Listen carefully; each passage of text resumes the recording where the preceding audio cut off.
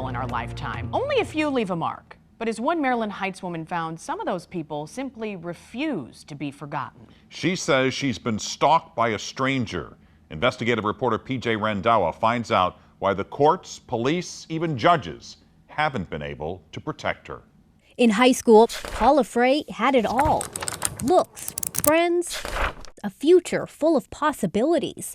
2 decades later, I had a good job, we were comfortable, we were happy, and I was planning on going to my 20-year reunion. A time to reconnect with Pattonville's class of 1990. A sea of smiling faces, many she remembered, and one she couldn't quite place. I just said, "Hi, how are you?" A fellow graduate who didn't leave much of an impression. I really don't remember him from school. But Brandon McCormick remembered her. All I did was be nice. And now for 9 years, I have lived in hell. Nearly a decade of unwanted attention after one brief encounter. It was almost immediate. At one point, he stopped by the house. I was like, "What are you doing? Why are you here?" Stalking her and her family. He rides his bike past my house. His car, rollerblades, walks, stalks, lurks. And he was taking pictures of my home, and he had taken pictures of the girls. Police reports requested by the I-Team show McCormick was diagnosed with schizophrenia and had stopped taking his medication. Letters written to the court by his own family expressed fear that McCormick could hurt himself and others. A St. Louis County judge granted Paula an order of protection in 2012, and she still has one to this day, but she says it hasn't stopped the stalking. It's always, it won't stand up in court. He hasn't done anything to cause you harm. We asked Maryland Heights police why none of these incidents were enough to arrest McCormick. So Paula wants to know, is she going to have to end up dead in the back of a trunk before police, the courts, take this case seriously? We haven't seen anything in this particular case that would give us a reason to believe that he could become violent. But the I-Team found there is evidence that McCormick could be a danger, and this evidence was already in the hands of the courts.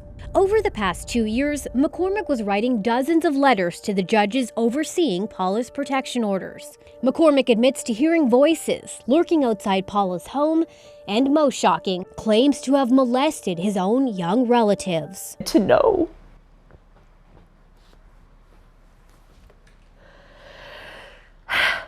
that that's the actual monster you're dealing with is a little scary.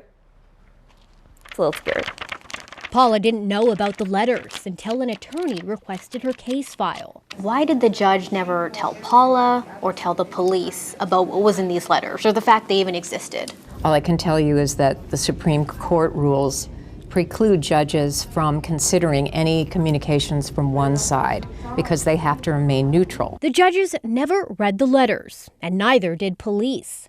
I think it would have been nice to have an idea that this was continuing to the level that it was. Police tell the I-Team the case will get a second look. Do you plan on investigating some of the claims in these letters? I think it'd be worthy of doing an investigation.